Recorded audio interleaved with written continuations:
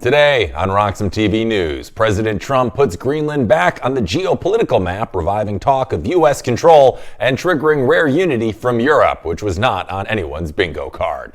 Markets shift back to fundamentals as gold pulls back and the dollar strengthens, reminding traders that even safe havens don't move in straight lines. And in the streaming wars, Warner Brothers Discovery tells Paramount no deal, opting for Netflix certainty over a $50 billion leverage leap of faith. All that and more right now on today's show. Let's get into it.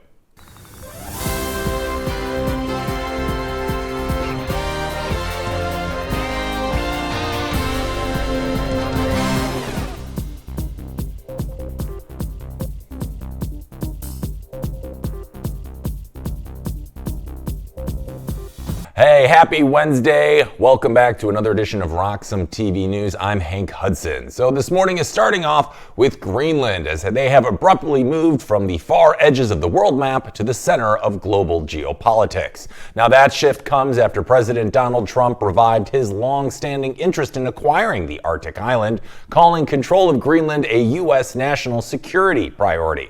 Now the White House confirmed this week that Trump and his advisors are actively discussing options to gain control of the territory. Now, those options include a potential purchase, while also stressing that military action is always an option available to the president.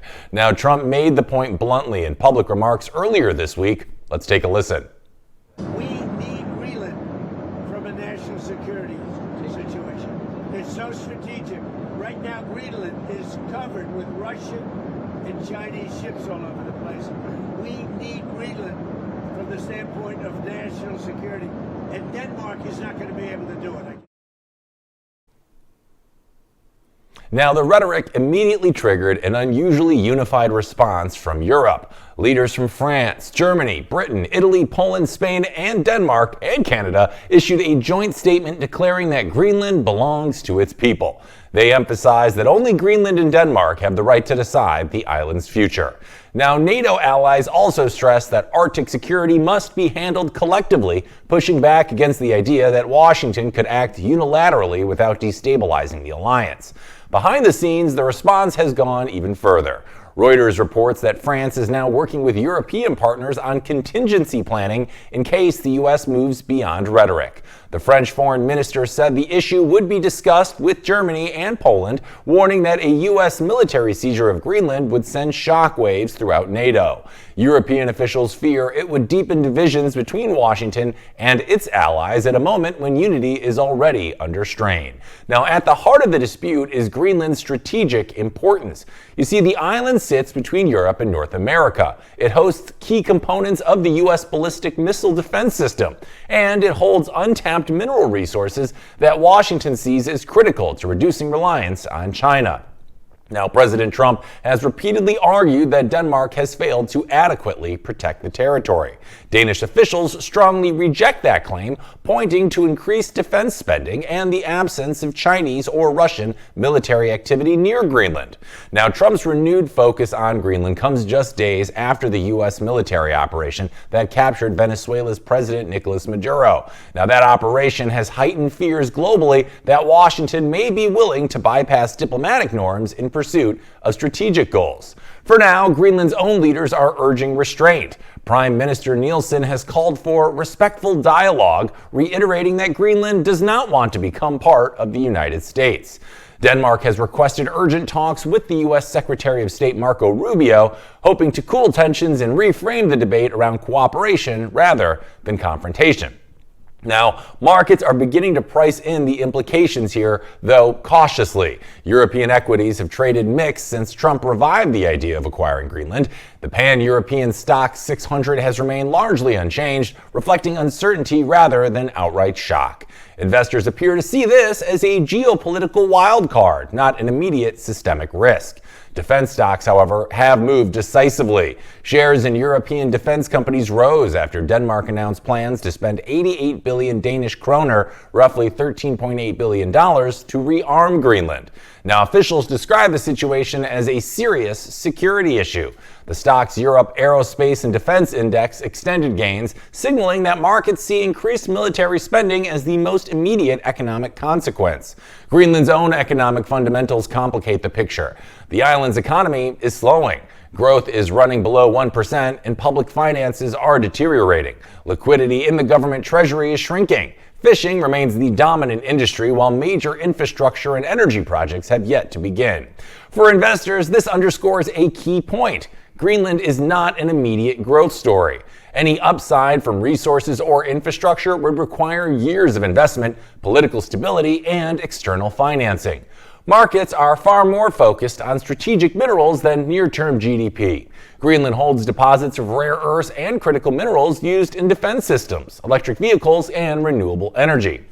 Now, none of this is close to commercial scale, but access to future supply chains, not current revenues, is what's driving geopolitical risk pricing. The hidden market variable here is alliance risk. You see, investors generally treat Europe and the US as a coordinated bloc.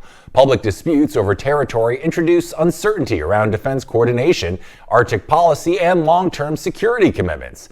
For now, however, markets are absorbing that risk quietly. Analysts are warning that prolonged friction could eventually affect capital flows, defense budgets, and currency expectations.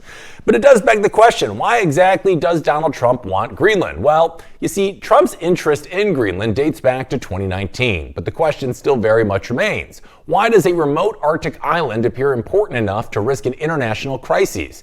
At the core is security control. You see, Trump has repeatedly said that Greenland is vital to U.S. national security. Its location places it at the center of the Arctic alliance, or Arctic surveillance, missile defense, and competition with Russia and China. Now, the administration views Greenland as a strategic asset comparable to Alaska in the 19th century. Securing it would cement U.S. dominance in the Arctic. Geography is very much central to that logic. You see, Greenland sits astride the Guyuk Gap, the naval choke point between Greenland, Iceland, and the United Kingdom. It also lies along the shortest flight path for Russian ballistic missiles aimed at North America. Now, the U.S. already operates a space base on that very island. Trump's interest may be tied to expanding missile detection systems and potentially deploying interceptors as part of his proposed Golden Dome missile defense shield. Now, that system would require forward Arctic positioning. Resources form the second pillar. Now, Greenland holds untapped reserves of rare earths and critical minerals used in electric vehicles, renewable energy, and advanced weapon systems. Trump argues access to those resources could reduce U.S. dependence on China. Industry experts interviewed by CNBC caution that the deposits are low grade, costly to extract, and at least a decade away from meaningful production. Even then, much of the material would likely need to be refined in China. And that reality raises questions about whether full territorial control is actually necessary. Denmark already allows extensive U.S. military access under existing agreements. Washington could expand its footprint without challenging Danish sovereignty. Public opinion inside Greenland further complicates Trump's ambitions. You see, polls show that Greenlanders overwhelmingly oppose becoming part of the United States. Many support eventual independence from Denmark, but favor a slow and cautious path. Recent elections reflected fears that moving too quickly could expose the island to external pressure.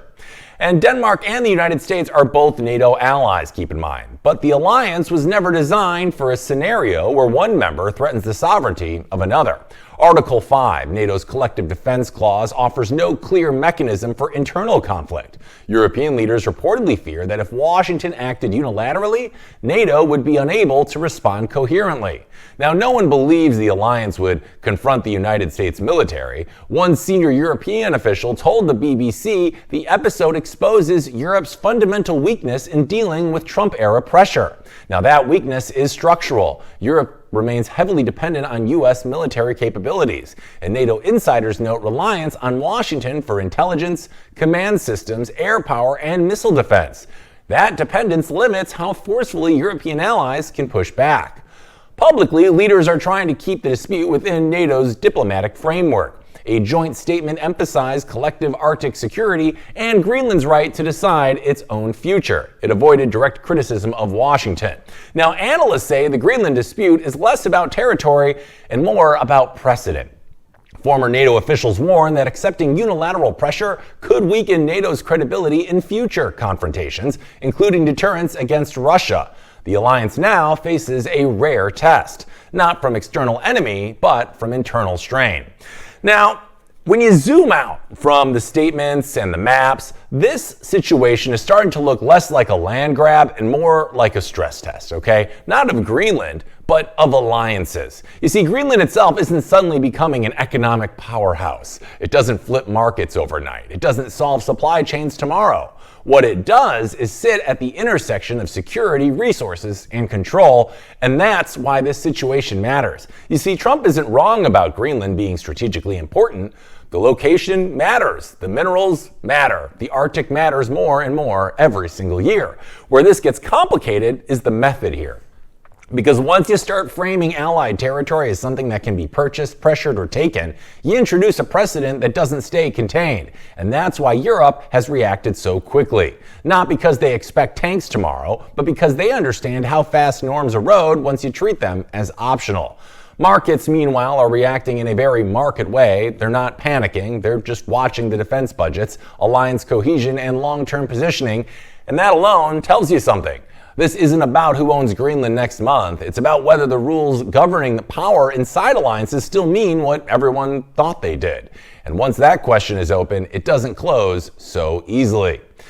So I want to bring into chat about this story and a couple other of our top stories this morning. We have fellow Roxom host Nolan Bowerly, and also joining us, we have independent journalist Connor Sefton. Gentlemen, thank you for joining us this morning. How are you both? Happy New Year. Loving to be here, my man. Yeah, thanks, Connor. Life. Oh, I'm glad to hear it. Well, thanks for joining us this morning, guys. We've got a lot to talk about. So, Connor, I want to start with you. See, for most people, Greenland has always felt distant and almost symbolic rather than strategic. But given everything we're seeing now, the U.S. rhetoric, the European response, and NATO concerns, why has Greenland suddenly become so central to global power politics at this moment in time? What's your beat on this, Connor? I think Donald Trump's feeling particularly emboldened following his operation in Venezuela. It was a fairly clean capture of Nicolas Maduro.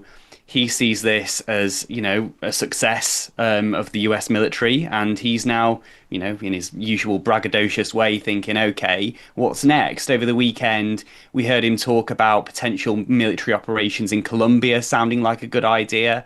And I think this whole Greenland adventure is the latest bit of Donald Trump bluster, but I think it's entirely unserious. It won't happen. And if it were to happen, I mean, there would be huge ramifications when it came to NATO, when it came to America's relationship with Europe.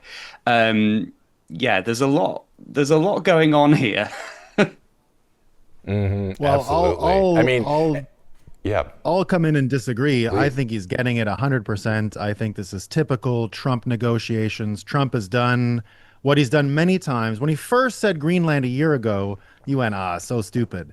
And then he said Canada and Panama, and suddenly Greenland became like, well, maybe Greenland, people started to say, not Canada or Panama, but maybe Greenland. And indeed, now that the Venezuela situation has happened, I think it's a matter of time. I think the Greenland whole question could be solved very soon. He's using the argument that it's, of course, up to Greenland to determine its own fate, and Denmark repeating his talking point. I think this will continue. I think what you were talking about, Hank, about alliances is really important, because I think that the added bonus for America would be to be kicked out of NATO at this point, because when I look across the pond, fine Maduro, I wish he'd have black-bagged Keir Starmer. I wish he'd have black-bagged Mark Carney. These people have done more damage to Americans with their censorship, with their threats to censor American companies, American social media platforms, than any domestic problem, more than Putin has ever done to America. So I think NATO's on the ropes. I think the World War II consensus, which is really what everyone's talking about here, the World War II consensus, the way the map of the world seemed to be crystallized at the end of World War II that we didn't think that borders were changeable. It was the end of history, apparently, right? It was the end of history, they said. That's all over. All of these things can change. Argentina already, with the swap line that was opened up with America, is arguably already the 51st state. Venezuela, maybe the 52nd. When America goes through these periods every 80 or so years, it tends to grow. When it goes through its trials and tribulations, when it goes through these what people call fourth turnings, it always grows. You're either growing or you're shrinking, and Trump has completely changed the identity of America. It looked like a nation on the downswing before he took over the second time. It is now growing. It's getting more territory. It's getting more resources. It's completely changing the conversation around the world, opposite to Europe, right? If we're talking about growing and shrinking, the ooh looks like it's shrinking. It looks like people want out. The ew is looking stupider and stupider. And most of the places in Europe that continue to, sort of browbeat what America is doing just don't really understand that you're either growing or shrinking. America looks like it's growing. Greenland will be part of America shortly. So America's growing by taking control of other countries. That's just patently ridiculous. But it's happening. It's not happening. In Venezuela, there's been no regime change. Just because you capture a leader doesn't mean that the government changes overnight. He's not going to run Venezuela. That's ridiculous to suggest. He's already backed Maduro's vice president. Yep. He's not going to get control of Greenland. Europe won't allow it. Europe won't allow it? What are they going to do? They're going to send a letter? Are they going to send a letter? More letters? Yeah, but I mean, what you're basically suggesting is a US president can just swoop around and go, okay, I want this country, I'm going to have it. That's just daft. You can insult it all you want. It doesn't matter. It won't change anything. It's happening.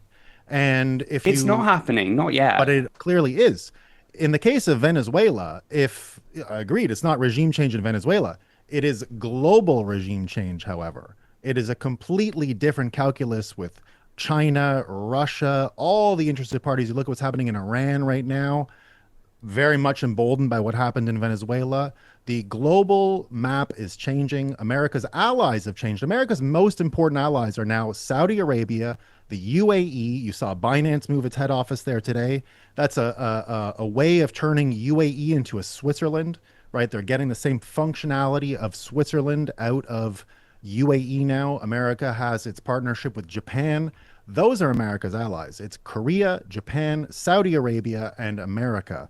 Europe, I mean, what's going on? They don't even have electricity. They're going to be beggars in the world order of things. They have no energy. They took down their nuclear power plants. Look at Germany today. Germany has no power in Berlin because they allowed some Antifa group to go and sabotage their power station. They have no other extra capacity to turn the lights back on. What are they supposed to do? We got to wait around now to send emails to Germany. And what is Denmark going to do about this? Denmark is going to play the same song that Trump is literally putting in their brains. It is about Greenland's own sovereignty. Greenland will choose what it's going to do. They're going to choose the money. Trump is going to buy it. He's not. Now, guys, with this being said, I do want to talk about Europe's response to this, and specifically what Connor mentioned, that Europe isn't just going to roll over and let them do this, because we have to, acknowledge that what really stood out from this was Europe's unified response, right? Especially from countries that don't always move in lockstep. We're talking. So my question, Connor, this is for you. Is Europe reacting more to the specifics of Greenland or to the broader precedent of an ally openly discussing the purchase or seizure of allied territory? What are your thoughts here? I think the difficult thing with Europe and how they respond to Trump is, I think behind closed doors, they think that Trump and his presidency are entirely unserious. Publicly facing, they don't want to be seen to be disrespecting Trump or dismissing Trump out of hand. I think that, the way that Keir Starmer, for example, would respond to a situation like Greenland today, for example, he's not really saying probably what he thinks internally. There's this fear of pissing Trump off because of retribution potentially through tariffs or whatever. I think that Europe does need to take a much firmer approach. I think that it is fair to say that, in the face of Trump, Europe's been pretty weak.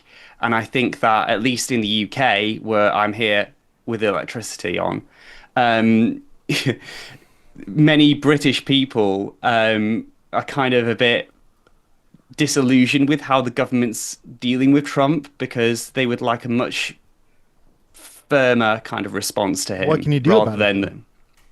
What do you mean? What can I do? What do you mean? Is it a letter? Like, what's the firm response?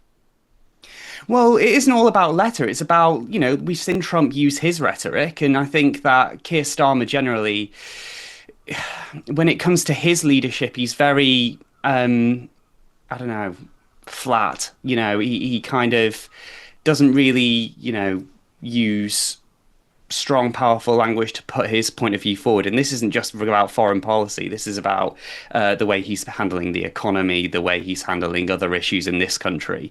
I think many people, his popularity as well in the polls is appalling. And that's mainly because of how the way he communicates with voters, and also the way he communicates with other world leaders, in this case Trump, is wanting. So what could Europe do? Well, Europe could go, hi, Donald Trump, Greenland is Danish territory. That's going to work. Not reality. It is going to work. That's not reality. We're not in that world anymore. This isn't reality. A US president can't go, okay, I want this. I want this country. That's not reality. Well, it's happening. So why can't it happen? It's not happening. You can deny it all you want. It's happening. I'm not denying it. I'm just going based on what Marco Rubio said. I'm going based on... We even have an idea of the price. It's not expensive. It's totally doable. Okay. Well, I'll tell you what. If the US does end up buying Greenland, I will come back on this program and I will say very sorry, but it's not going to happen. Okay. Is there any... So, Nolan, it seems like you don't think that the European powers could do anything in response to this, really. Is that not worrisome to you at all? It makes it feel like there's no checks on the United States whatsoever, and Trump is kind of, gaining a reputation of kind of he'll push things as far as you let him. Like, where does it kind of stop then? Well, that's what I was mentioning earlier about the way Trump even positioned this very much art of the deal type of persuasion, right? When we saw Trump begin this a year ago, indeed, the Greenland trial balloon sounded ridiculous. But as Trump does, he goes way further in his demands. That's something he articulated very clearly in Art of the Deal, that usually your fallback compromise position is what you wanted in the first place. So we've seen Trump negotiate this way many, many times. And the Trump theater around Greenland is exactly proof of this, right? Trump went out, said Greenland, Panama, Canada, and all of this turned into very quickly everyone lining those three countries up next to each other and saying, okay, well, maybe Greenland is the most reasonable out of all these. That wasn't the way it was at the start, right? There was the whole fallback position. You even saw yesterday Mark Carney, whose country has been in mortal danger since Trump became president. And Canada, right, sitting there as probably the next country to fall after this. I don't see why Canada can persist throughout the year. I don't even think it can make it through 2026 at this point. So you've got Carney saying, oh, it's okay if Trump goes and builds military bases in Greenland. That's what we want. It's very safe. Maybe we'll open up a consulate and that will deter Americans from taking jurisdictional control over Greenland. Maybe they'll just be happy with their military bases. But there's no leverage there. There's no ability to persuade there. And in fact, I think Trump's attention turns very quickly after this to Canada, because Canada, of course, not created in the same image as America. It wasn't a bunch of people who wanted to fight against the British king, America's oldest enemy, right? It wasn't that. Canada was created by want of banking. The last time America was growing previous to World War II, like I said, this happens every 80 years. After the Civil War, America went on a huge growth spurt. And one of those worries is what ended up creating Canada. The city of London, the bankers in London realized that any investment they put in Canada back in the 1860s was going to be plunder, that the Grand Army of the Republic, the American military power, would just come and claim it. And so they invested no money. So Canada was created by want of banking, by want of money to finance east-west infrastructure to join the oceans with rail using all the money they had left. That's why US federalism and Canadian federalism are almost exact copies, except for banking. They made banking federal. And so Canada, if it's not building pipelines east-west, if it's not building things east-west, the point was to avoid north-south infrastructure, to avoid north-south pipelines, railroads, anything that was going to extract ranch land and stuff like that and bring it towards the center of America, bring it towards the Mississippi. They created east-west infrastructure in Canada to avoid that from happening. With no pipelines and Alberta landlocked without any way to get its product to market, and with American accessing new Venezuelan oil, there is almost no reason why Canada should stay together anymore. So Canada, I think, add it to this pile, add it to the growth of America that's coming in this cycle, in this fourth turning, in this whole confluence of global events. I don't believe the Canadian borders stay intact. We're in a period now, like I said, like a world war. We're in the middle of a world war, and this is what it looks like. When these things change, borders change. The World War II consensus is over. Borders are changing.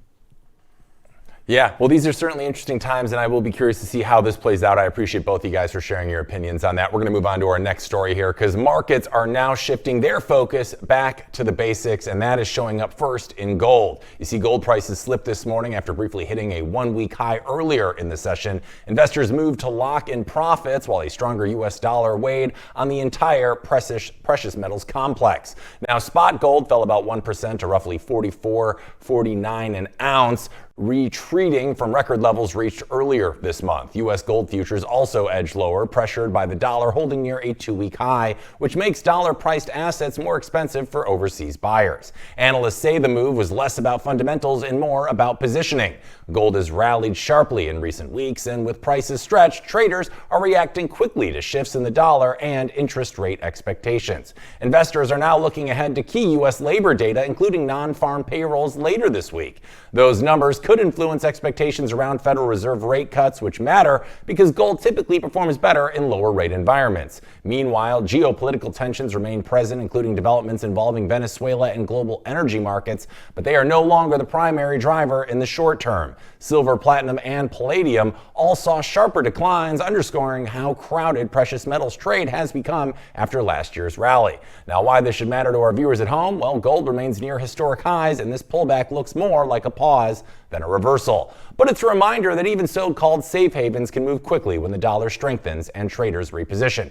Bringing back Connor and Nolan. Connor, this is for you. Gold eventually recently pulled back after reaching near record levels, and that always raises alarms for casual investors. At this stage, does this move look like the early signs of a real trend change to you, or is this more consistent with normal profit taking after a strong and crowded rally? What's your beat? Yeah, I think it's mainly profit taking. I don't think there's any sign that the trend's going to change. I mean, gold had an incredible year last year. It was its biggest gain since 1979, I think. How much higher it'll go in 2026, I don't know. But I don't see this as a trend reversal yet. It looks like profit taking to me. Mm-hmm. And Nolan, for you, I mean, for weeks... Oh, go ahead. Same boat? Yeah, please go ahead. I'm in the same boat. Yeah, same boat. It looks like profit taking. It makes sense for structurally, like I was saying earlier about Venezuela. You know, it's not regime change in Venezuela. There is a global regime change happening. What's going on here completely reprices sovereign risk. It reprices, the map of the world. And so with all of these things happening, and you can always imagine, of course, that gold sits as a bulwark against these kinds of huge changes. It's a way to slow things down, and I would imagine that people decided, okay, it looks like the board is set for a few days anyway, take some profits and wait for the next pump in gold. Mm-hmm. You mean for weeks now, Nolan, it's kind of seemed like a lot of geopolitical risk was kind of clearly driving the flows that we saw into gold, but now attention has kind of shifted back toward the dollar, interest rates, and the U.S. economic data. So my question for you, Nolan, is how quickly do markets typically make that transition from fear-based trading back to macro fundamentals? What are your thoughts? Well, it'll depend on where they see risk, right? A lot of this is risk management. So it depends on exactly what is seen as systemic risk here. It looks like all of a sudden the US dollar is a little less risky than it was a little while ago. Again, it's the same argument I was making about a country growing or shrinking. You're either growing or you're shrinking in this whole, scheme of things. And so America growing looks like the dollar is going to benefit from that. And it looks like the imminent rise of a Bitcoin standard is slightly delayed by a continued bimetallic world order. I do believe that part of the World War II consensus falling is that Trump is basically looking at all of these different fiat Ponzi schemes that exist around the world and saying, I'm shutting down all your Ponzi schemes. Only I can have a Ponzi scheme, and that'll be the US dollar. So it looks like the ability for countries, right, to just coordinate bulk buying of US debt and treasury bills through central banks is no longer needed. If you look at what happened today with Rumble, for example, putting out its wallet, Tether being a big part of that wallet, a big story in Bitcoin today, it looks like they're going to be the big buyers of US T-bills, because I think Tether's already larger than Germany or something like that. And if you look at what happened in the Genius Act, the Genius Act really arms US dollar accounts, US stable coins, as a geopolitical tool to indeed wipe out the fiat Ponzi's around the world, because they're not allowed to offer interest to American citizen depositors who are trying to keep US stable coins in their wallet. There is no interest or yield available. There is abroad. So Canadians, Argentines, Venezuelans, all these other people can get interest on their US dollar, USDC, USDT. So you can see a weaponization for a decentralized buying appetite from Tether and, Canadians and Mexicans and Venezuelans and Indians and everybody else. So the US dollar will benefit from this. We're entering into a world of bimetallism. Yeah, we're going to talk a little bit more about Tether in just a bit. Connor, this next one's for you. We've seen gold, bonds, and Bitcoin in the past are often kind of grouped together as quote unquote safe havens, but they don't always move in lockstep with one another. So my question for you, Connor, is when the dollar strengthens like it has recently, how do investors generally decide which of those assets to hold on to and which ones maybe to trim back on? What are your thoughts? I mean, I think generally speaking, I think that the dollar strengthening is less of a factor. I think that what we've seen over the course of 2025, for example, as I said, gold surged about 65%, Bitcoin shed by about 5%. That's really kind of a bit of a damaging kind of development for the whole narrative of Bitcoin as digital gold. But what I think will matter as we go into the coming year is we're going to see this change of leadership at the Fed. We're going to have a new chair replacing Jerome Powell. And I think that, all of the people who are on Trump's shortlist are pro-Bitcoin.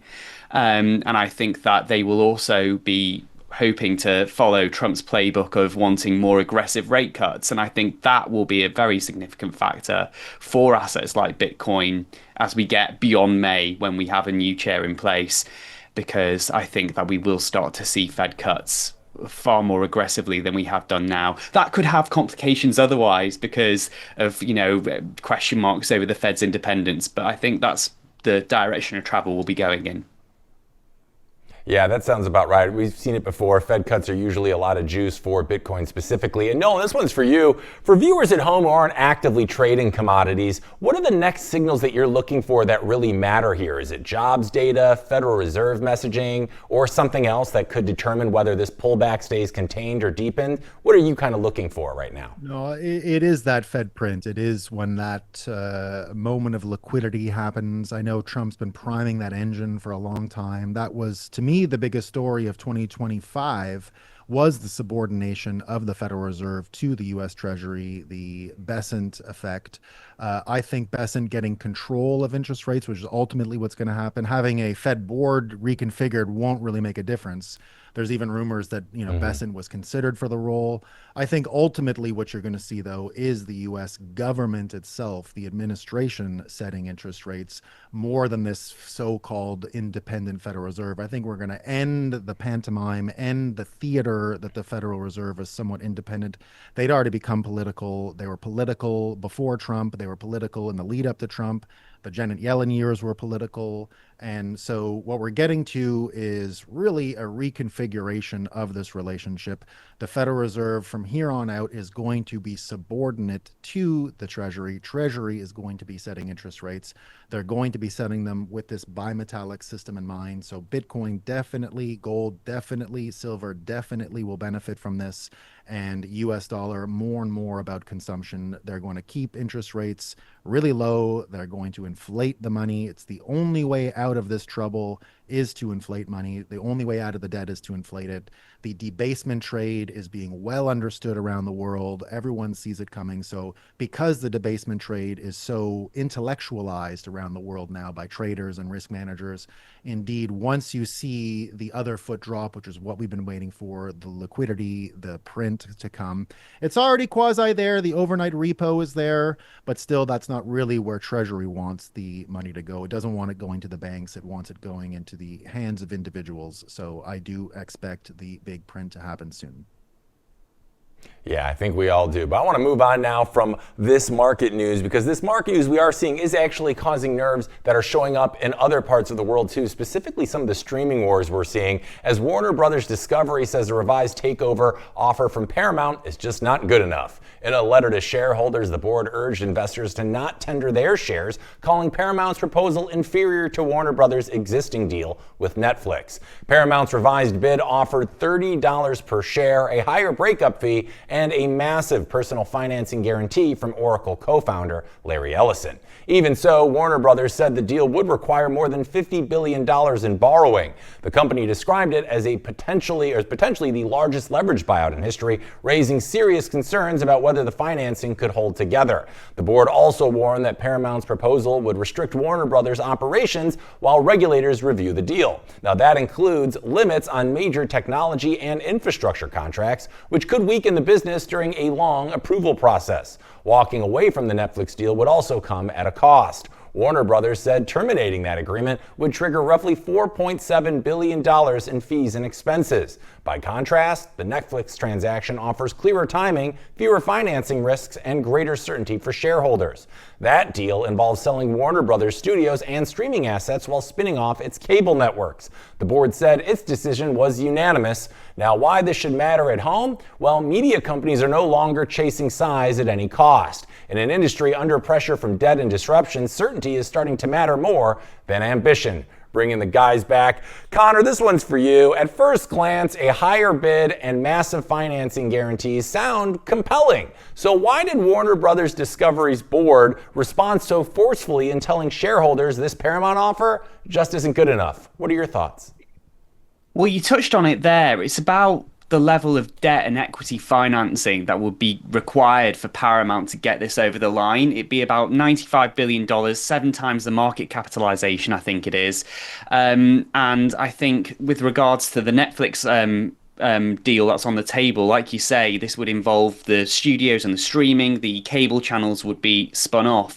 What's been interesting over the past couple of days is something that actually weakens Netflix's hand a bit, because we've seen Comcast spin off their cable channels in a pretty disastrous stock market launch that happened 2 days ago.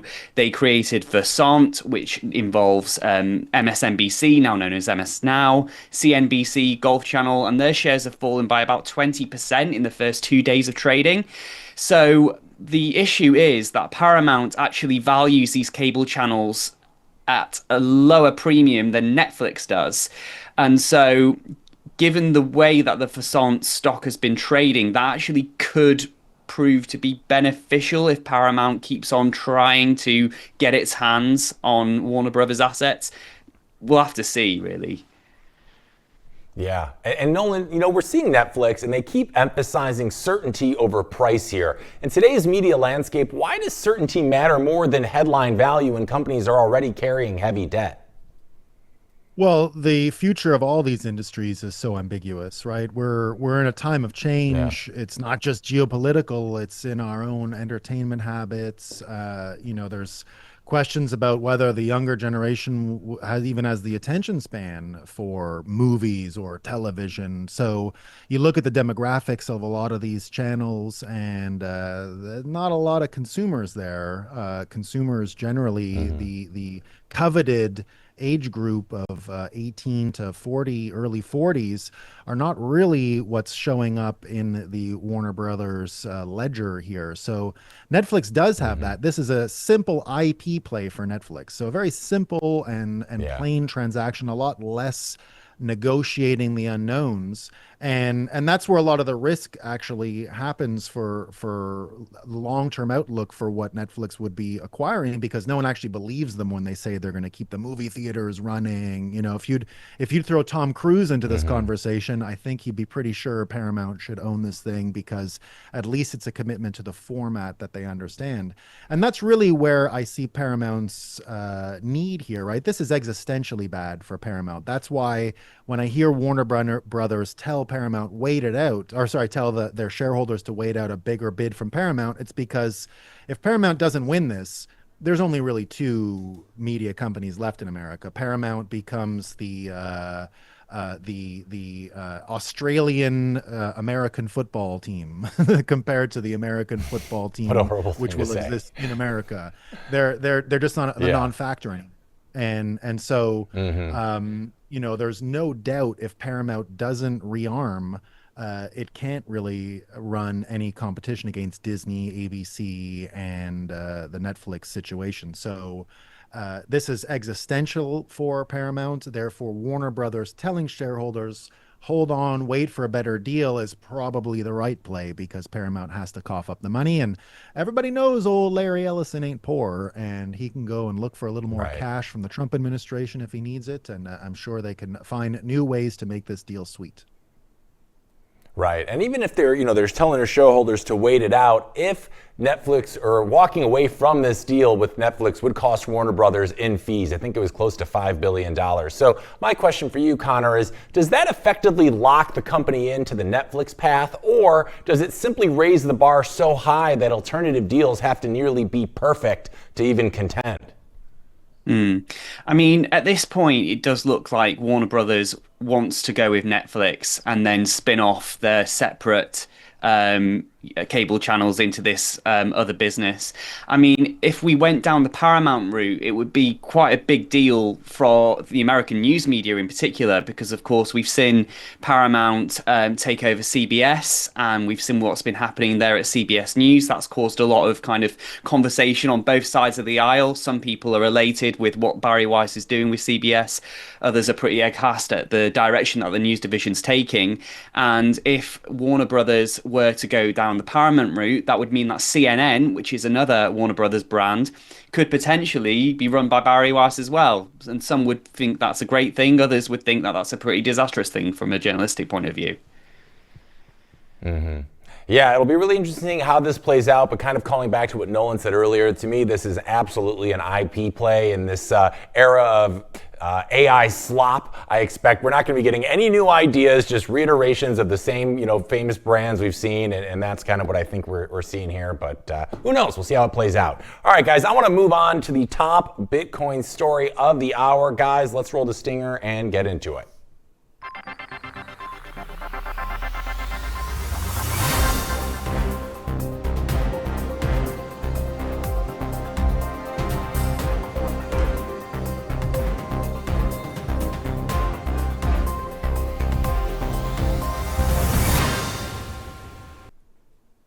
All right, welcome back with our top Bitcoin story of the hour. Well, right now, Tether and Rumble are pushing crypto deeper into mainstream platforms with the launch of Rumble Wallet, a self-custodial crypto wallet built directly into the Rumble ecosystem.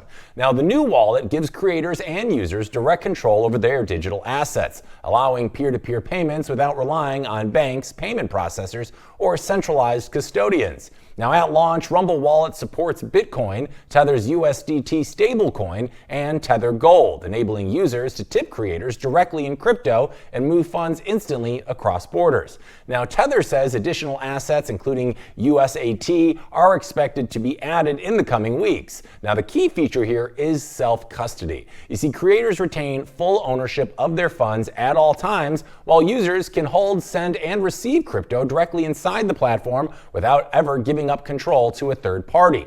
Paulo Ordoino said the wallet reflects Tether's focus on freedom, decentralization, and financial access, calling it a way to give tens of millions of users more control than traditional platforms offer.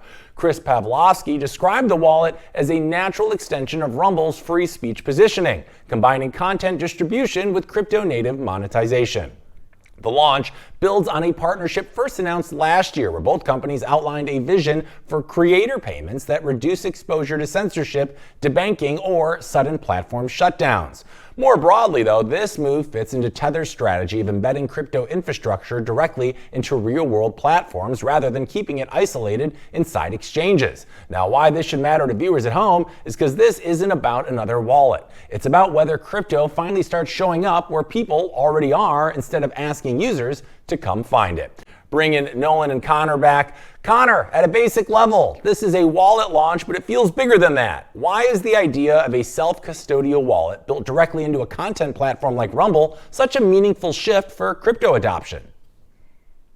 It's great news. I mean, I think a big issue for content creators generally in recent years is if you're kind of sharing your content on something like YouTube or TikTok, you'll face very high commission fees. You'll also face barriers to entry about when you can monetize. Rumble doesn't really have those types of barriers. You know, you can start earning commissions and earning shares of ad revenue and tips straight away instead of having a certain amount of followers or a certain amount of watch time. So what this could do is allow more content creators to start actually getting rewarded for their work, and in the process, of course, introduce them to digital assets. You know, these content creators may not have come into contact with a Bitcoin wallet before, but this could be an opportunity for them to start interacting with digital assets and seeing how things work, and like you say, giving them more control in the process. Yeah, it certainly could act as a nice on-ramp into the space. And Nolan, this one's for you. You know, self-custody, as you are well aware, has always been a core crypto value, but it's also been a barrier for everyday users. So my question is, does embedding wallets into familiar platforms solve that problem? Or does it maybe introduce new risks and some trade-offs we haven't really thought of yet?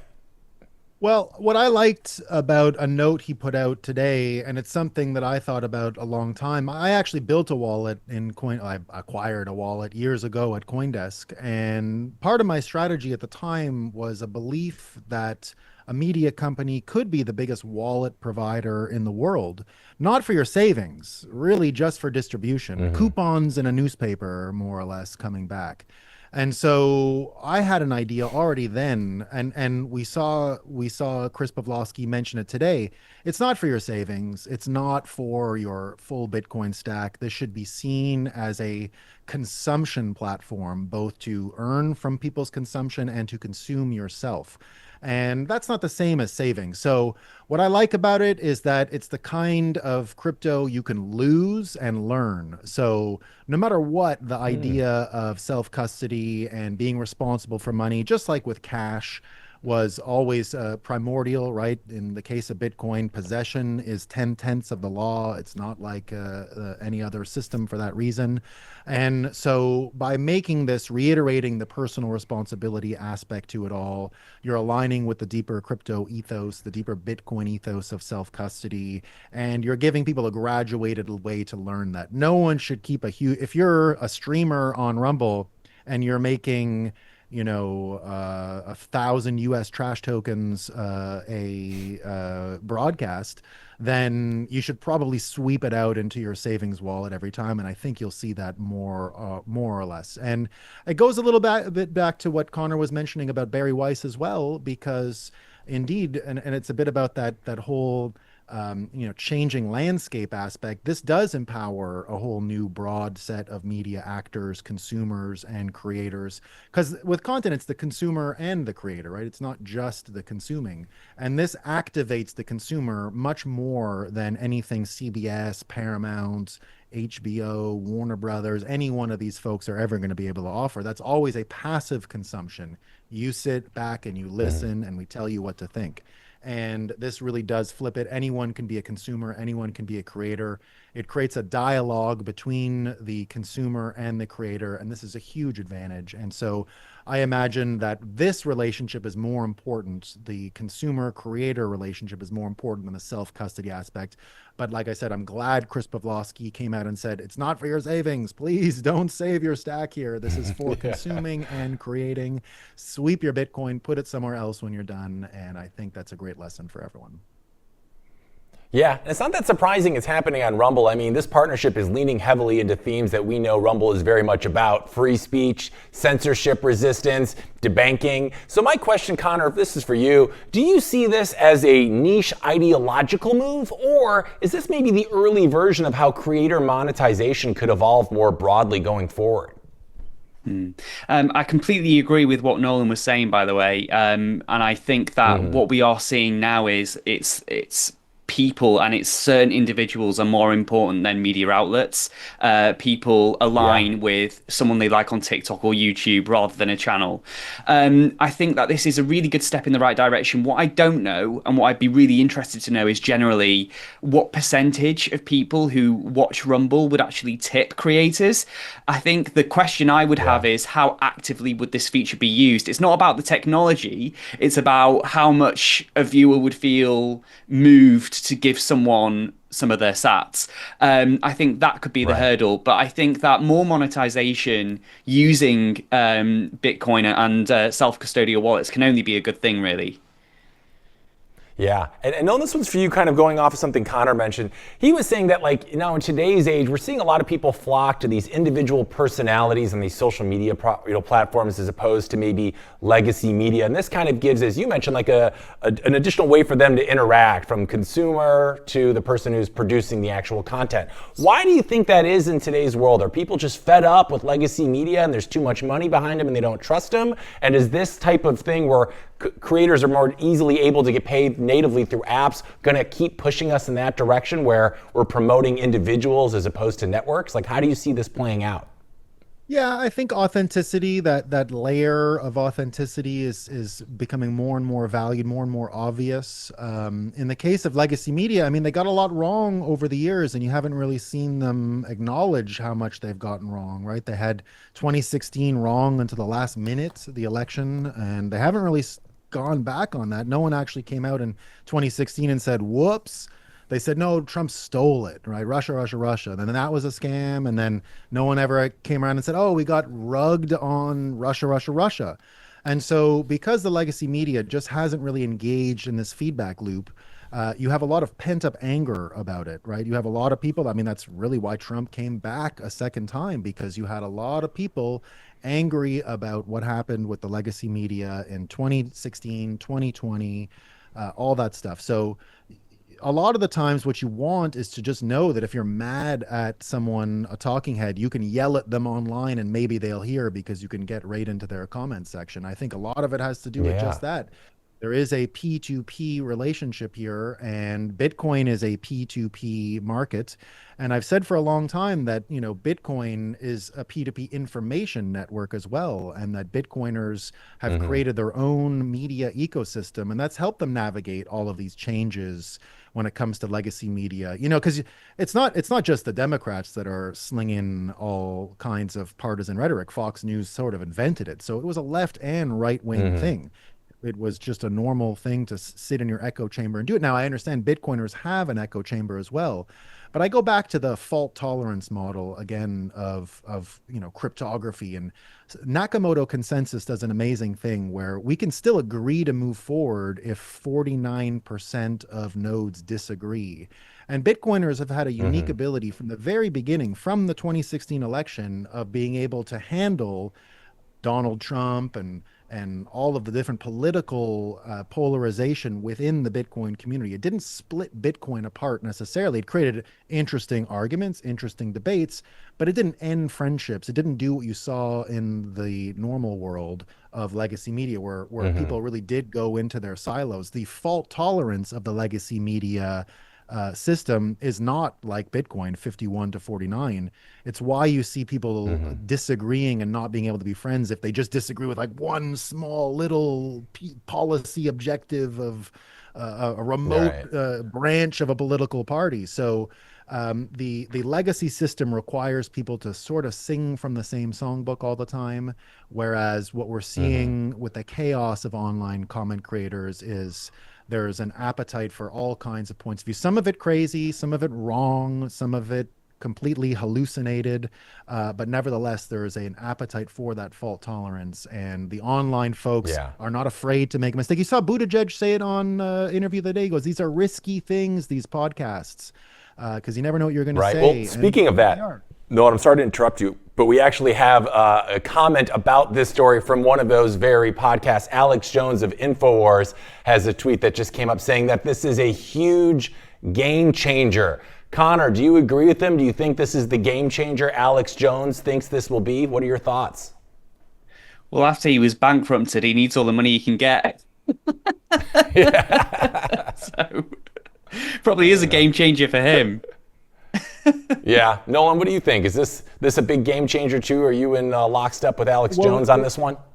I mean, absolutely. If I remember predicting to the New York news office in 2018 in New York City when Alex Jones was first deplatformed, and I said, be very careful here, because deplatforming what is just generally seen as entertainment, right? He was very much a WWE type of entertainer. It's kind of like wrestling, and we all enjoyed the Alex Jones show. We all had an appetite for, his performance and all that stuff. And I said, when they blanket debanked him, blanket deplatformed him, I said, what you're going to do is introduce editorial opinions into social media. You're going to create a world where social media ends up being responsible for the lies of people using its platform that never existed before. If someone told a lie on Facebook, it's not Zuckerberg's fault.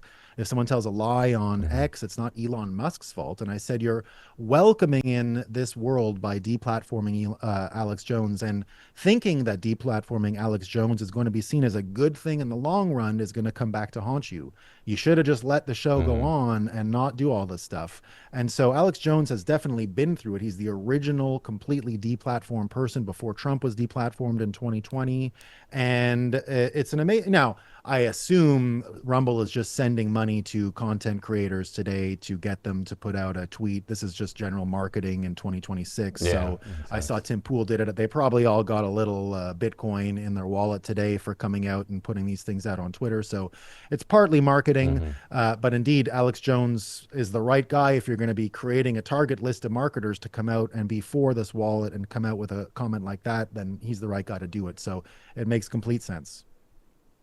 Yeah, well, I got to say, guys, you two are the right guys to have on the show today. This has been really fun, and I've enjoyed you guys sharing your separate and often differing but very fun opinions on all the stories we've had today. Connor, this was our first time having you on the show. It was an absolute blast, so thank you so much for joining us to share your insights and expertise, and I'm sure you've gained at least a couple of fans out there. For those in our audience that want to learn more about Connor Sefton and everything you do and write, what's the best place I can send them so they can get more info?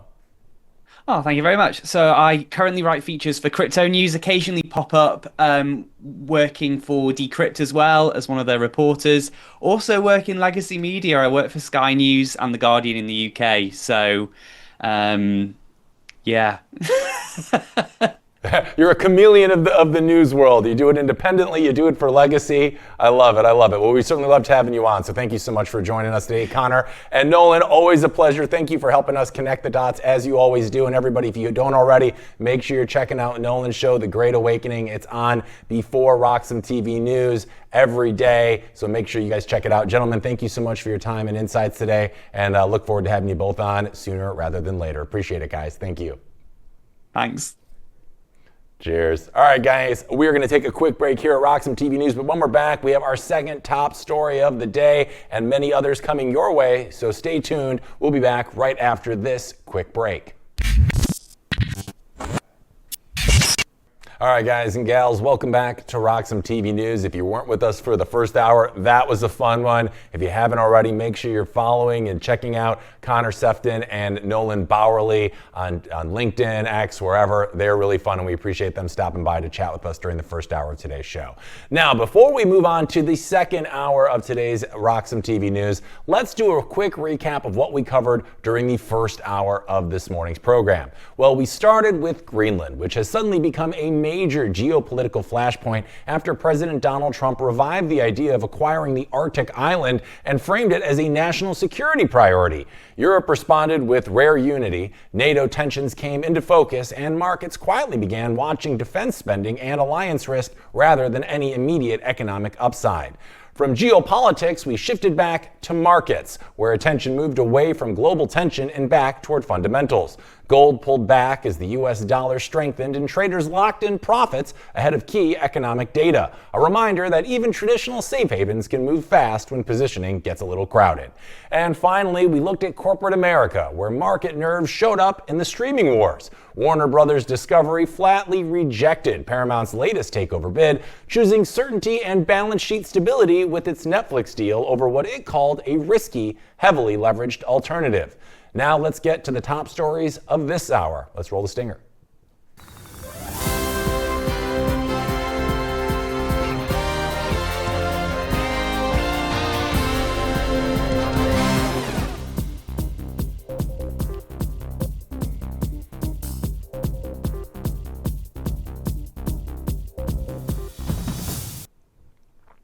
Well, all right, welcome back. We begin our second half of today's show in Venezuela, and specifically with oil, because oil is now the central asset shaping what comes next in the post-Maduro reality.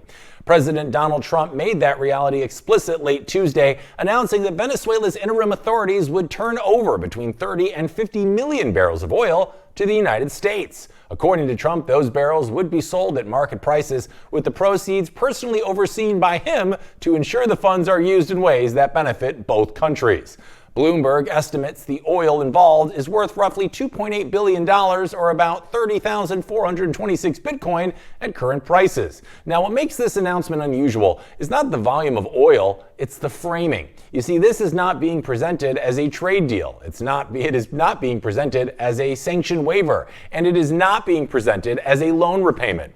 Instead, Trump described it as oil that had effectively been frozen inside Venezuela due to U.S. maritime blockades. Oil that could now be moved, refined, and monetized under American control. Now, Trump offered few operational details, and U.S. officials have yet to outline a formal legal structure for how the oil would be transferred, sold, or governed. Now, that lack of clarity is already raising questions among lawyers, energy traders, and foreign governments about how this would function in practice.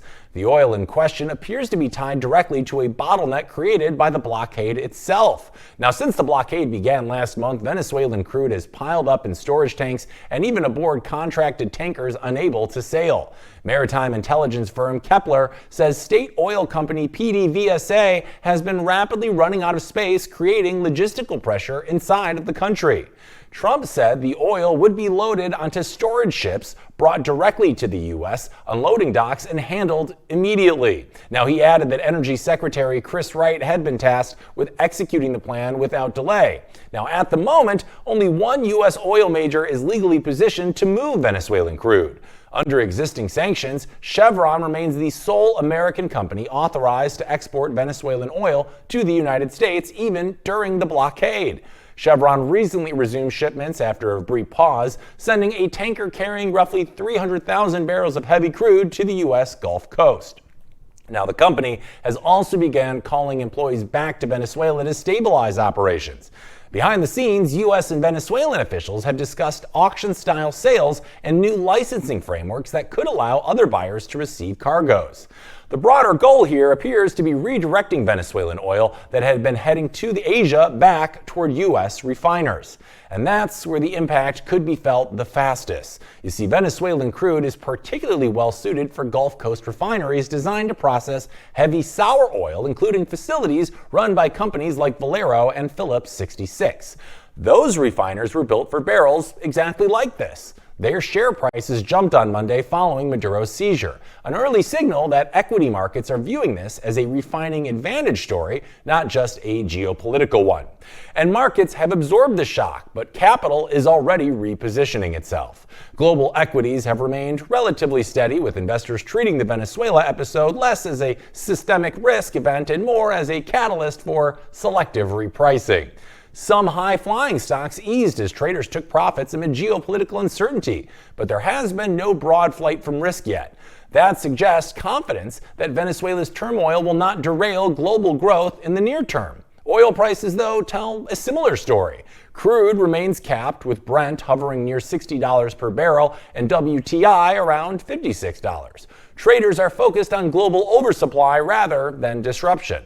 Even tens of millions of barrels of Venezuelan crude are economically modest in a global market that moves more than 100 million barrels per day. The price action suggests traders view Venezuelan oil as easing bottlenecks, not tightening supply. Now, beneath the surface, however, Wall Street is already positioning for a longer-term reopening of Venezuela. Bond traders, energy investors, and private capital firms are actively reassessing Venezuelan assets that were off limits for years. Venezuelan sovereign bonds and PDVSA debt surged, with holders booking an estimated $4 billion in gains in a single day. Analysts at Citigroup had previously projected potential gains of up to 60% if regime change unlocked restructuring talks. Hedge funds, asset managers, and energy-focused investors are now exploring opportunities tied to oil infrastructure, shipping, and distressed debt. Equity markets have responded most positively to downstream exposure, as U.S. refiners capable of processing heavy crude have drawn renewed investor interest. At the same time, though, distressed asset specialists with experience in post-crisis markets are evaluating whether they could play a role in rebuilding Venezuela's oil sector. Analysts caution that meaningful production recovery would require tens of billions of dollars and years of investment, tempering expectations for a rapid turnaround. Now, the biggest bet right now is not on oil flows. It's on political durability. You see, despite optimism, Venezuela remains heavily sanctioned, economically damaged, and politically fragile. Investors acknowledge that profits depend less on barrels today than on whether the new leadership can stabilize governance, restructure debt, and provide legal protections for capital. Now, as one fund manager put it, Venezuela can now be analyzed almost like an oil company, but only if governance holds. Now, the pressure campaign is no longer confined to just Venezuela itself. Reuters is reporting that the U.S. Coast Guard and military are attempting to seize a Russian-flagged oil tanker linked to Venezuelan crude after a pursuit lasting more than 2 weeks across the Atlantic. The vessel, formerly known as Bella 1 and now operating as Marinara, is accused of slipping through Washington's maritime blockade and repeatedly refusing boarding requests. U.S. officials say the operation is unusually sensitive because Russian military assets were operating nearby, including a submarine and a warship. Now, if completed, this would be one of the first attempts in recent memory by U.S. forces to seize a Russian-flagged commercial vessel. The fact alone underscores how far enforcement has escalated since Maduro's capture. U.S. authorities describe the tanker as part of a so-called shadow fleet moving sanctioned Venezuelan oil. The interception signals that Washington is now willing to confront not only Caracas, but also foreign actors facilitating its oil exports. Officials told Reuters the seizure effort is part of a broader campaign targeting vessels tied to Venezuelan crude since Trump ordered a full-time maritime blockade. The move risked further straining relations with Moscow while reinforcing Washington's message to shipping firms, insurers, and traders. Sanctions enforcement is now physical, not just financial, and that raises the stakes for anyone still handling Venezuelan oil. Now, China has emerged as the most openly angered major power in the aftermath of Washington's recent moves. Beijing stands to lose both oil supply and geopolitical leverage here. As Venezuela's largest oil buyer, China denounced the U.S. operation and subsequent oil deal as bullying after Washington said it had persuaded Caracas to divert crude shipments away from China and toward the United States. You see, in 2025, China imported roughly 389,000 barrels per day of Venezuelan oil. That's accounting for about 4% of its seaborne crude imports. That made Venezuela a meaningful supplier for Chinese refiners. Trump's rerouting is forcing Beijing to replace those barrels elsewhere. Traders told Reuters that Chinese refiners are likely to increase purchases of Iranian and Russian crude, both already under Western sanctions. Now, that shift could deepen parallel energy trade blocs rather than resolve them. You see, the deeper issue for Beijing is strategic exposure. China has extended billions of dollars in loans and credit lines to Venezuela over the past 2 decades, many repaid in oil. By asserting control over Venezuelan exports, Washington is signaling it can reshape repayment flows and commercial access in a country where China has invested heavily. Analysts say this raises broader concerns in Beijing about the security of overseas energy investments in politically fragile states, especially where U.S. military and financial power can be applied. Now, publicly, China has framed its objections in legal terms, arguing the United States' actions violate international law and Venezuelan sovereignty. Privately, traders and diplomats say Beijing is reassessing how exposed it is to future U.S. interventions that could disrupt energy flows or strand assets. And that reassessment comes as Washington is also pressuring Caracas to expel advisors from China, Russia, Iran, and Cuba. Now, if carried out, that move would further weaken Beijing's footprint in Venezuela. Now, I want to kind of give you my take on this situation here because this is a complex one, right? So, when you step back from the headlines here and you strip away the numbers and the naval maneuvers we're seeing, what's actually happening becomes a little bit clearer. This story isn't really about oil prices. It's not even about Venezuela in isolation. It's about leverage and who gets to apply it when a system is already under stress. The barrels Trump is talking about are not large enough to move the global oil market on their own. That part, very true. But the reaction from markets tells you they're not trading barrels, they're trading expectations. And what investors are responding to is the idea that a frozen asset can suddenly be unfrozen, redirected, and monetized, not through years of diplomacy, not through a drawn-out court process, but through pressure, control of logistics, and timing. Now that matters because once oil stops being a neutral commodity and starts behaving like a controllable pipeline, everything connected to it becomes more flexible and more political. Refining capacity becomes an advantage. Shipping routes become negotiable. Sanctions stop being theoretical and start becoming physical. And that's why refiners moved first here. They understand the system they're plugged into and they see opportunity before production ever recovers. And that's also why China is angry, not just annoyed. Beijing isn't losing oil today. It's being reminded that long-term energy investment is unstable in unstable countries only work if geopolitical weather stays calm, and let's be real, it rarely does. And for markets, well, the takeaway is quieter but more important. This wasn't chaos. This was consolidation. Capital tends to like consolidation, especially when it comes with clearer control points and fewer unknowns. Now, whether that holds depends less on how many barrels moved this month and more on whether political structure in Venezuela stabilizes enough to make those decisions durable. So yes, this is an oil story, but it's also a reminder that in the modern global system, power doesn't always show up as a shock. Sometimes it shows up as a reroute. All right, we're taking a quick break here at RoxomTV News, but when we're back, we're going to be joined by our crypto chart shark, Luca Pagano, to find out what is going on in the market. So stay tuned. That and more coming your way right after this quick break.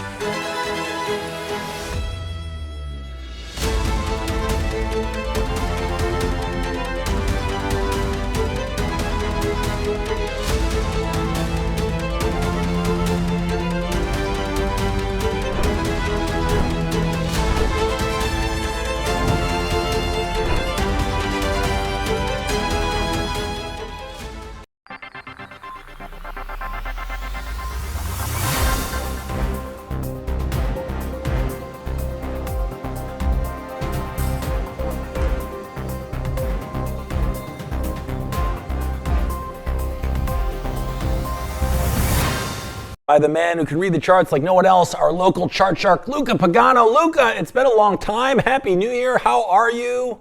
How are things going? Thanks for joining us. Hey Hank, I miss you, man. I missed the show, so it's amazing to be here. You know, it's been a few weeks. It has been. I'm expecting better attendance from you in 2026, just putting it out there. But let's get to the markets right now, Luca. They have been interesting the last couple of days. We've seen Bitcoin the last couple of weeks hanging right around that mid to high 80s level. But since we saw the operation in Venezuela this weekend, we've seen it bounce back to as high as 90, 94, 95-ish. Now I think we're sitting around the low 90s. What are you seeing in the Bitcoin markets right now? What are the charts telling you? Yeah, totally. I mean, I think it's definitely an interesting time to see the markets and see the reactions. There's a lot of speculation out there, Hank, in terms of what coins or what does this imply into the oil markets, and there's a lot of macro, I think, tension going around there. So Right. we'll just focus here a little bit on the charts and what are they trying to tell us. So. Bitcoin basically, as we remember, we had this clear breakdown into market structure. We had, remember, into the $108,000. We've been trying to retain that. We broke it on October, I'd say the end of October, right? And then through the end of the year, basically we've seen our decline, right? If we see where we stopped right here, this is the moving average, 100 weekly moving average, which is pretty much, a constant on the bull markets. I'd say honestly, it's the last line of defense before seeing much lower in terms of like 60 somethings. So my view here, Hank, I think we're pretty much bottoming here, which is nice. If we see, and we let's just center a little bit real quick here on the daily. Let's bring up our Fibonacci, which I love. Basically, since the beginning, since high to bottom, okay, we have been testing the first, for me, very relevant resistance, which is those $93,000. I'd say if we manage to reclaim this level, like $93,000, for me it's fireworks, at least at $99,000. That's my view, now. Yeah. So if we were to reach those levels, the high 90s, what are you thinking in terms of us breaking that psychological barrier of $100,000? Because I remember leading up into the end of last year in 2025, we all thought Bitcoin was going to be 150, 200,000. The numbers were up there.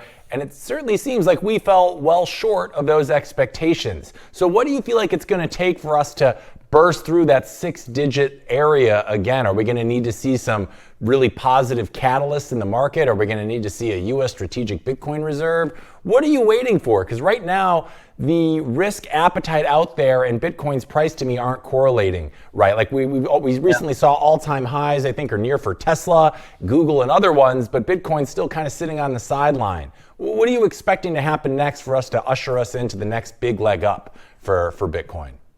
Yeah, I think that's pretty much, the question here, Hank. Why? Because, if we want to see this like in a sort of swing macro type of levels, like very important levels.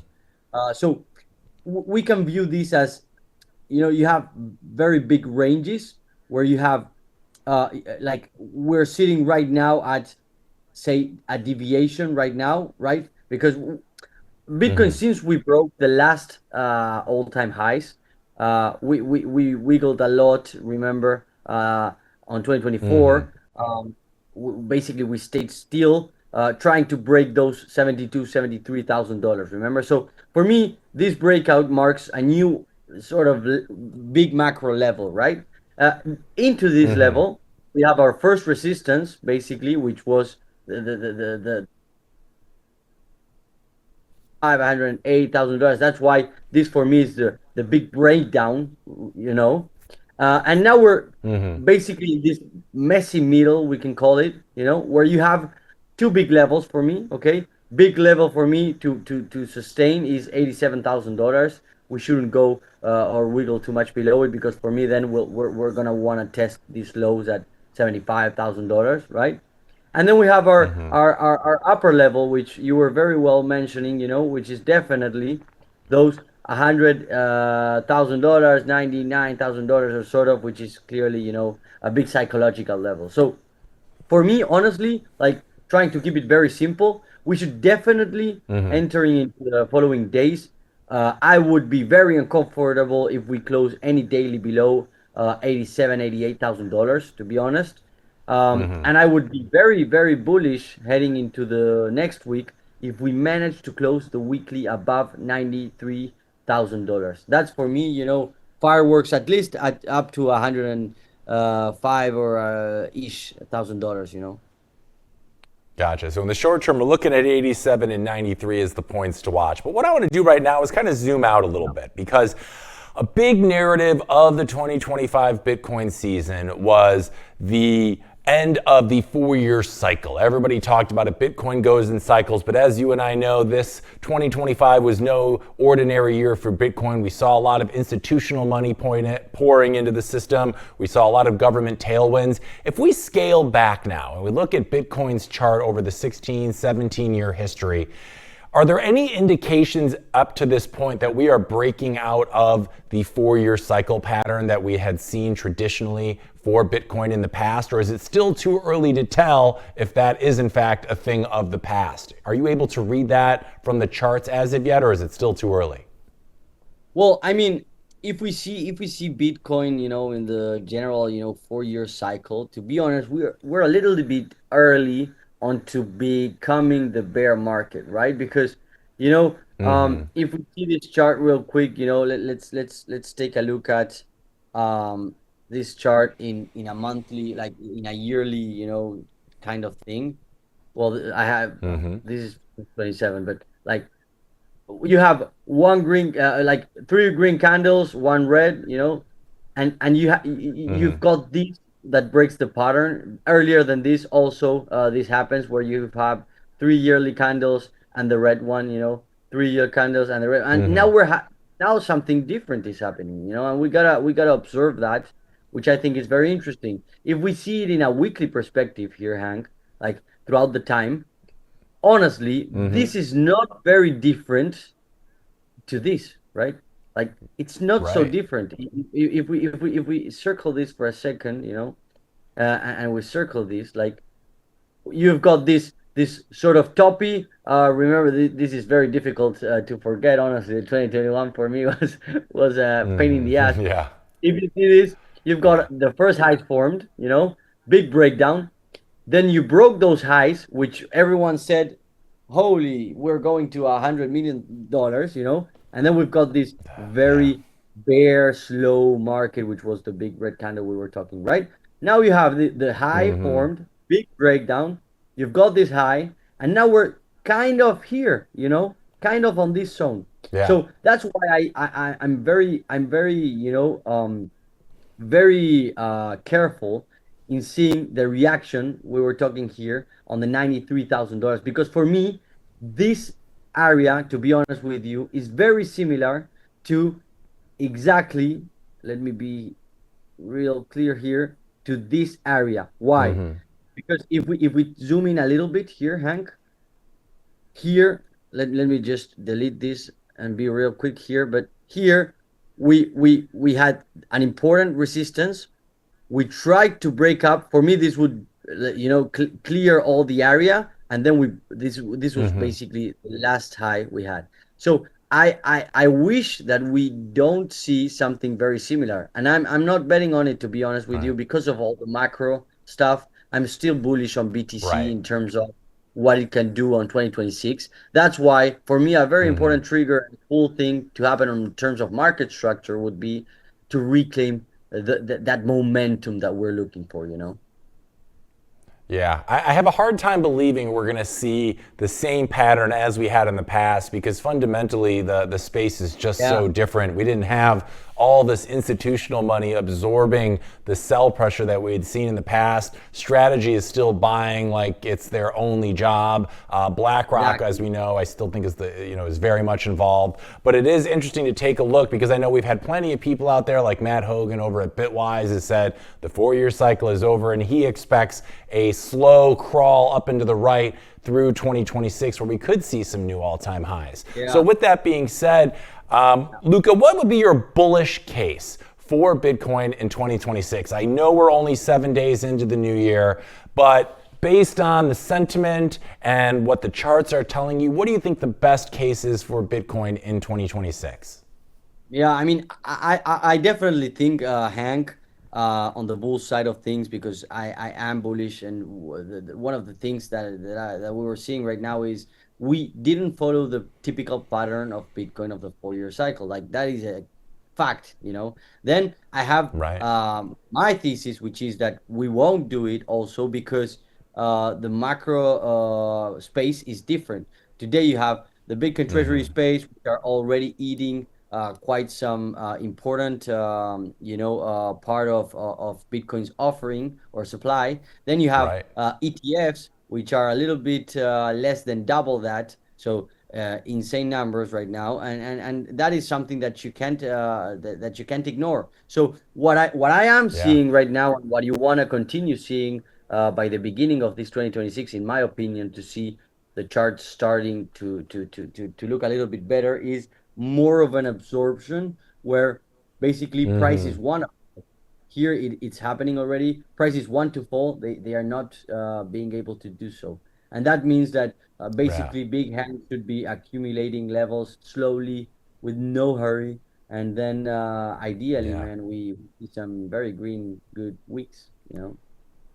Yeah, and then not to forget, before we let you go, we're also talking about a new Fed chair soon, and Trump wants to keep those interest rates low. And retail, aside from the ETFs, has mostly been sitting on the sideline compared to previous cycles we've seen. And if you remember back in the COVID days, everybody got a little bit of free money, and we saw that liquidity pumped into the system. Where did it go? To risk on assets. And I could very much see that happening as 2026 progresses and we get some clarity on how the market, or how interest rates and whatnot are going to be settled. So I think there's a lot of bullish tailwinds for Bitcoin this year. I'm excited.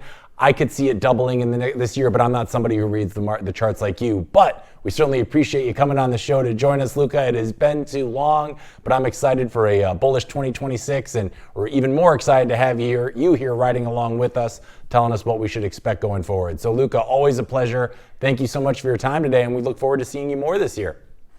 Yeah, Hank, I mean, I'm going to be coming much more. Let's keep on the cadence, and let's hope some green candles join us. So thank you very much for having me, and see you soon, friend. Thanks, bud. Pleasure is all ours. We'll see you soon. All right, gang. Well, that brings us to our top Bitcoin story of this hour, and it's coming straight from Washington, where Bitcoin policy may be approaching a real turning point. You see, Republicans on the Senate Banking Committee have delivered what they're calling a closing offer to Democrats negotiating a major crypto bill. The proposal includes more than 30 changes to how digital assets would be legally classified in the United States. The revised offer also adds 2 new sections focused on investor protections and combating illicit finance. Now, the document was sent by 4 Republican negotiators, including Committee Chair Tim Scott and Senator Cynthia Lummis. Democrats still have unresolved concerns. Those include ethics provisions tied to crypto businesses connected to the Trump family and ensuring Democratic appointments to the SEC and CFTC. Lawmakers are also debating whether banks should be allowed to block crypto exchanges from offering yield-style rewards on stablecoins. Negotiators met privately this week, though it remains unclear whether those issues were resolved. Now, the timing here is critical. Chairman Scott is preparing to move the bill to a committee vote as soon as next week. Moderate Democrats involved in the talks say they expect a markup, even if a final bipartisan deal is not fully locked in. We'll have to wait and see how this one works out. All right, we're going to take a quick break, but when we're back, more stories coming up, including Trump's warning on the midterm elections and an AI deepfake targeting a European princess. Well, you'll have to stay to find out. We'll be back right after this quick break. Some call me Chicken Little, others Bubble Boy. I'm a bit changed, but sounds familiar, right? Let me tell you a hard truth. The S&P isn't rising, the dollar's falling. That's the trick. Monopoly money. It's ice melting by the second. Your savings, your salary, your time. Worth less every second. Everyone's using the wrong measuring stick. Switch the denominator. Price the S&P into Bitcoin. Hard, fixed, unprintable. Suddenly your unstoppable index, it's collapsing. And while you cling to dollars, well, Wall Street already switched. Before, you needed 2 brokers. Still getting my ninja bonus though, right? Plenty of spreadsheets. And my quant!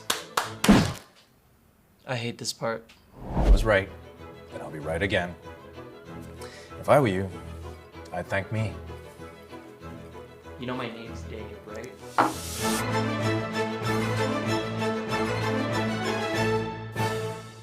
Security matters. Zappo Bank. The only way to bank your Bitcoin. Apply now at zappobank.com. Are you interested in effortlessly growing your Bitcoin portfolio? I sure am. And the Bitcoin credit card by Gemini earns you Bitcoin back on every purchase. You can use it like any credit card. Buy lunch, gas, or your weekly groceries, and you'll earn up to 4% back instantly in Bitcoin or one of over 50 other cryptos straight to your account. All that with no annual fee, and right now, you can grab a $200 Bitcoin welcome bonus. It's the easiest way to start building your Bitcoin stack. Just go to Gemini.com to learn more. Welcome back to RoxomTV News. Up next, coming out of a high-stakes foreign policy stretch, the political focus is now snapping back to Washington, and the message from the president is blunt. You see, Donald Trump recently told House Republicans that if they lose the 2026 midterm elections, he expects Democrats to impeach him again. Speaking at a private retreat, Trump said Republicans must hold Congress or Democrats will find a reason to impeach him for a third time. He urged lawmakers to stop fighting among themselves and sell Republican policies to voters who are angry about the cost of living. Now, Trump acknowledged a long-running political pattern here. Presidents often lose House seats during midterms, even after winning the White House. He said he struggles to understand why voters behave that way. Now, despite public pressure to focus on inflation and prices, Trump spent little time on cost of living issues. Instead, he urged that inflation was inherited from Democrats and said Republicans should campaign on stock market gains. Trump briefly mentioned the January 6th Capitol attack as Democrats marked its anniversary by accusing Republicans of downplaying history. Now, the speech lasted over an hour and included personal remarks, policy complaints, and criticism of Republicans who do not fully support him. Trump also repeated claims that Washington had no homicides for months, which local police data contradicts. Historically, Trump was impeached twice during his first term and acquitted both times by the Senate. Now, some Democrats have already introduced new impeachment articles during his second term, which the White House denies are valid. Republicans currently control the House by a narrow 5-seat margin, and that slim majority limits Trump's agenda and raises the stakes for November. Now, why this matters to people watching at home? Well, the midterms will decide whether the next 2 years focus on passing laws or constant investigations and political gridlock. And in other news, Nvidia CEO Jensen Huang is raising questions about future demand for traditional cooling systems, and shares of data center cooling companies fell sharply as a result. Speaking at the CES Technology Conference in Las Vegas, Huang said Nvidia's next generation Rubin chips may not require energy-intensive water chillers. Instead, the chips could be cooled with warmer water, potentially reducing the need for traditional chiller equipment. Now, that single comment rippled across the entire sector. Shares of Johnson Controls fell about 6%. Modine Manufacturing dropped more than 7%. Trane Technologies also slid as investors reassessed long-term demand assumptions.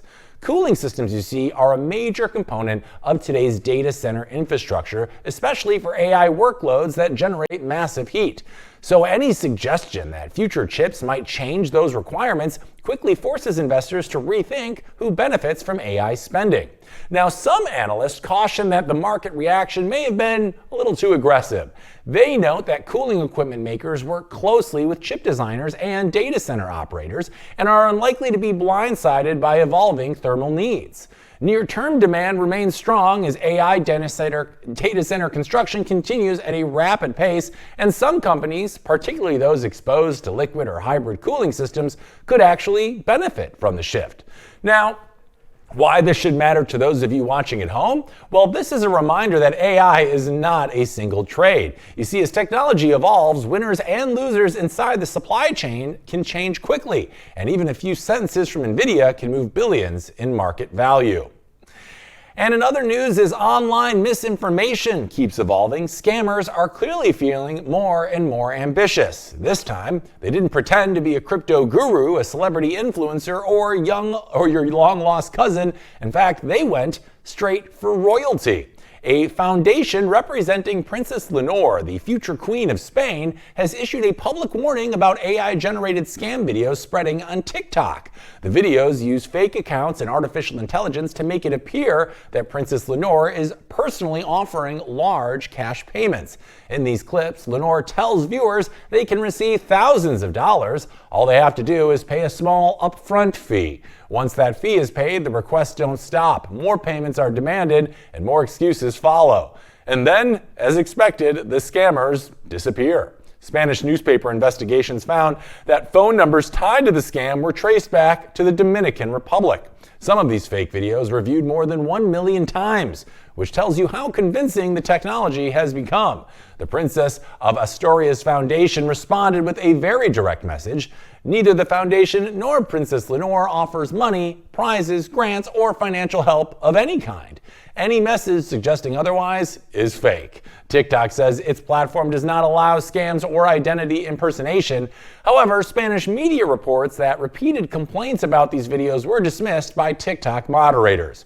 Princess Leonor, the eldest daughter of Spain's king and queen, she is expected to become queen one day. She has studied abroad and is currently completing military training, which is a long way of saying she is not running surprise cash giveaways on TikTok.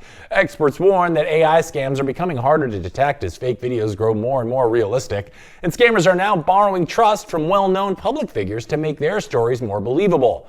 Why this should matter to people at home watching? Well, if scammers can convincingly fake a future queen, they can fake a CEO, a politician, or someone you follow every day. When money is involved, skepticism isn't cynicism. Frankly, it's self-defense. Whew. Well, gang, that is a wrap for today's Wednesday edition of RoxomTV News. Thank you, as always, so much for joining us. We are here each and every weekday, 10 a.m. Pacific time on Mondays, but 8 a.m. to 10 a.m. the rest of the week, including Thursday and Friday of this week. So if you haven't already, do me and the network a small favor and make sure to like, follow, and subscribe to RoxomTV, RoxomTV News, and me and Hank at RoxomTV, wherever your platform of choice is, as we are there. And we'll be back tomorrow with more of the same. So until then, stay tuned, stay informed, and always making sure you are hodling strong. And I will see you boys and girls on Thursday. Thanks for tuning in.